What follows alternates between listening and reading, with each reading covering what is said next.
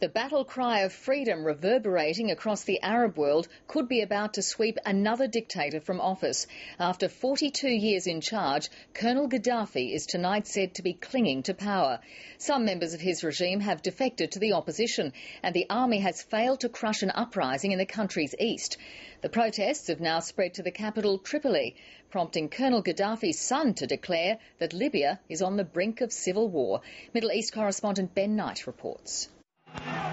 Libya's second largest city, Benghazi, is, for the most part, already under the control of anti-government protesters. But their success hasn't come without a price. Human Rights Watch says more than 200 people have been killed in 6 days of clashes between protesters and the army. It was like a real war here, bombing from every side, shooting from every side, smoke from every side. People are running from every side. Now the protests have spread to the capital, Tripoli. There are reports of a police station being burnt down and a ruling party building being set ablaze. But you won't see scenes of the revolution on Libyan state TV.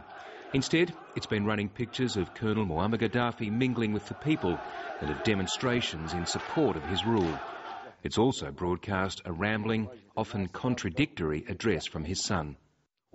There were mistakes on both sides. The police and especially the army were unprepared to deal with civil unrest, and the people have a right to be angry. But that admission was coupled with a description of the protesters as drunkards and thugs. Saif al-Islam Gaddafi has promised to implement political reform immediately, but he's also warning of civil war and is vowing to fight to the last bullet. Tomorrow we will create a new Libya, the Libya of tomorrow that we all agree on. Otherwise we will be divided and fighting each other. Forget about the oil, forget about the gas. We will go into chaos. He's also dismissed reports that his father has already fled into exile.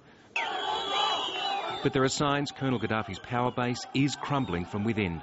Libya's ambassador to the Arab League has announced he's joining the revolution, and there are unconfirmed reports that an army general has also defected to the opposition. What happens tonight may determine whether Colonel Gaddafi's 42-year dictatorship goes the way of the regimes in Tunisia and Egypt. Ben Knight, ABC News.